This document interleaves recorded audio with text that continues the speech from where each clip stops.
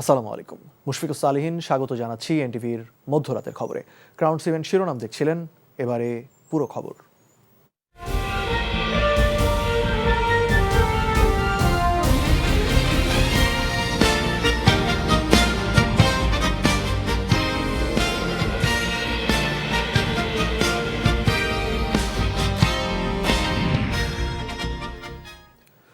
দেশের 299টি সংসদীয় আসনের ব্যালট পেপার সহ প্রয়োজনীয় নির্বাচনী সরঞ্জাম জেলায় জেলায় পৌঁছে গেছে জানিয়ে নির্বাচন কমিশন সচিব আক্তার আহমেদ বলেছেন, ভোট গ্রহণের জন্য কমিশন প্রস্তুত।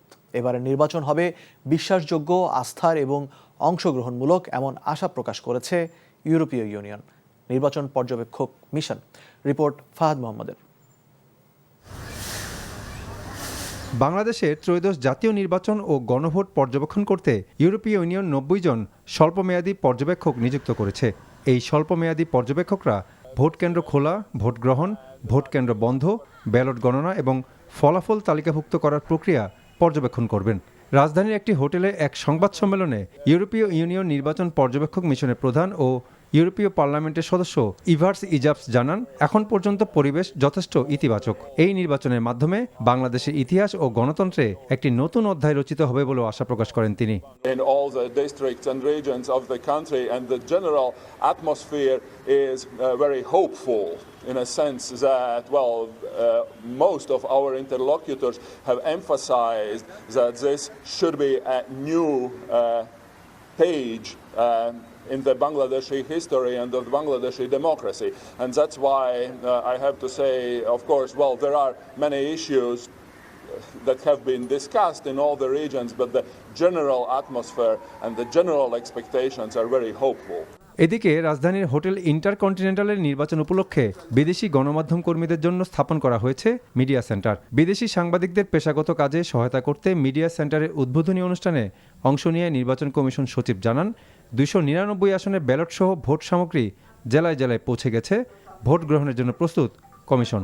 বিকাল 4:30 পর্যন্ত ভোট হবে, 4:30 পর থেকেই রেজাল্ট আসবে এবং এই পাবলিকেশনের জন্য, রেজাল্টগুলোকে পরিচিত করার জন্য নির্বাচন কমিশনে আমরা যে দায়িত্বটা আছে আমরা রেডি করেছি। তবে কোনো অবস্থাতেই এটা দীর্ঘায়িত হবে না। কার্যত যতটুকু সময় দরকার, কেন ব্যালট যতগুলো হয়েছে ততগুলো গুনতে হবে, সে গোনার জন্য যতটুকু সময়। যে কোনো অপতথ্যের বিষয়ে সবাইকে দায়িত্বশীল ভূমিকা রাখার আহ্বান জানান ইসি সচিব। Fahad Mohammad, NTV news, Dhaka. সংসদ নির্বাচন ও গণভোটের ফলাফল একযোগে গণনা করা হবে। নির্বাচন কমিশন ভবনে ব্রিফিংয়ে একথা জানিয়েছেন নির্বাচন কমিশনার আবুল ফজল মোহাম্মদ সানাউল্লাহ। তিনি বলেন, ফলাফলের জন্য ন্যূনতম সময়ের চেয়ে 1 সেকেন্ডও বেশি নেওয়া হবে না। এছাড়া প্রথমবারের মতো বডি ওর্ন ক্যামেরা ও ড্রোন ব্যবহার করা হবে এবারের নির্বাচনে। শিউলি রায়ের রিপোর্ট। দরজায় কড়া নাড়ছে ত্রয়োদশ জাতীয় সংসদ নির্বাচন ও গণভোট। শেষ মুহূর্তে ব্যস্ত সময় পার করছে নির্বাচন কমিশন।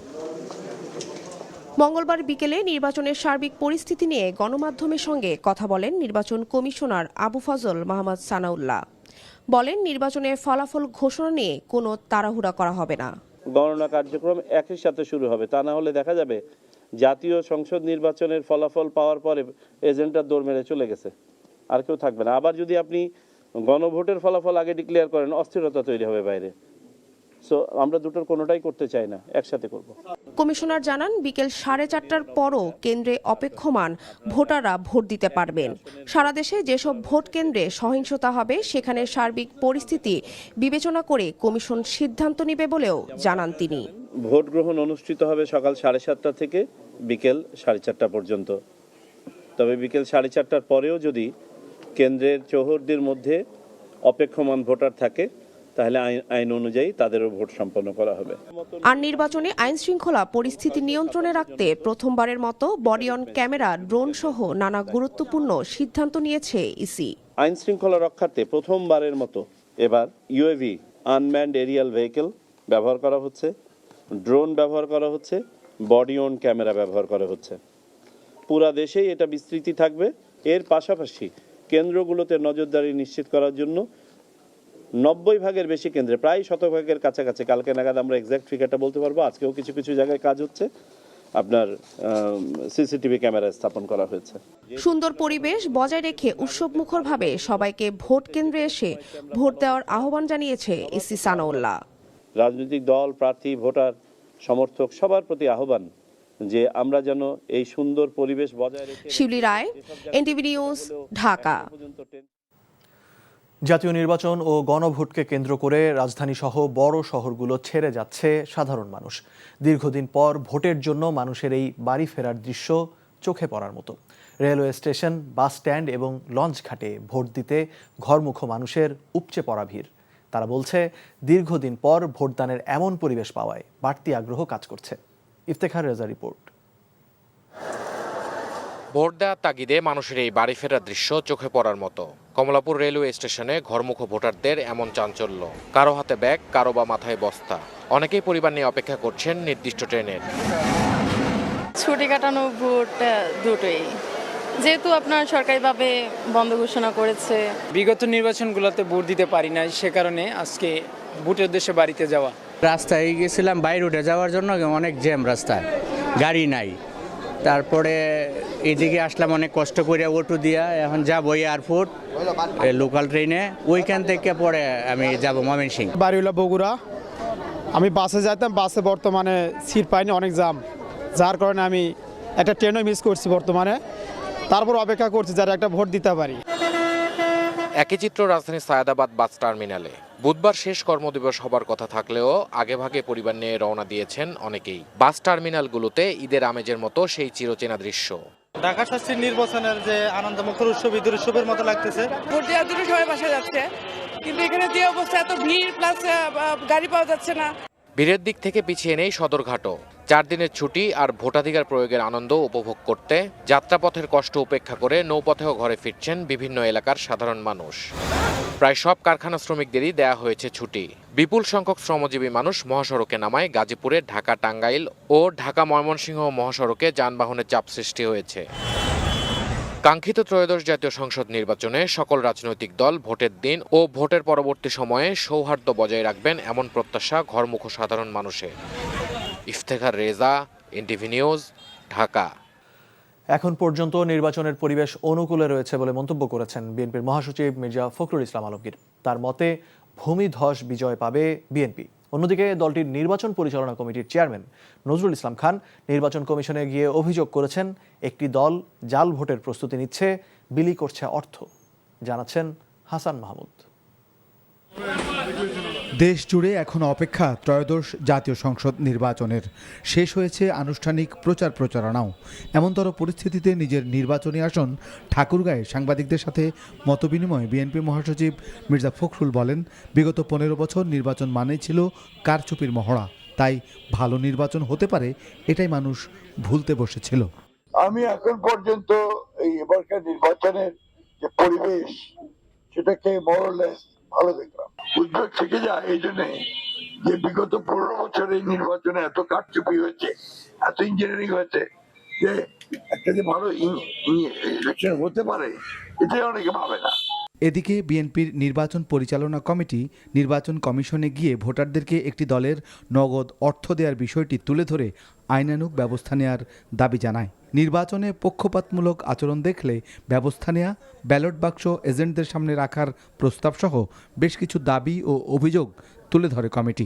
আমরা দেখলাম যে ভোটারদের নগদ টাকা দিচ্ছেন, এই ধরনের ব্যাপারগুলি এক ধরনের চ্যালেঞ্জিং ব্যাপার। নির্বাচন কমিশন বিষয়টাকে তাদের দৃষ্টিতে কিভাবে দেখেন আমরা জানতে চেয়েছি। ওনারা বলেছেন যে এই ব্যাপারে আইনানুগ ব্যবস্থা তারা নিচ্ছেন। আবার এটাও দেখি আমরা যে ব্যালটে সিল মারার যে সিল আর কি, সেগুলেন তৈরি হচ্ছে, সেগুলেন সহ লোকজন ধরাও পড়ছে। নির্বাচনের দিন কারো আচরণে যদি কোনো প্রার্থী বা কোনো দলের পক্ষে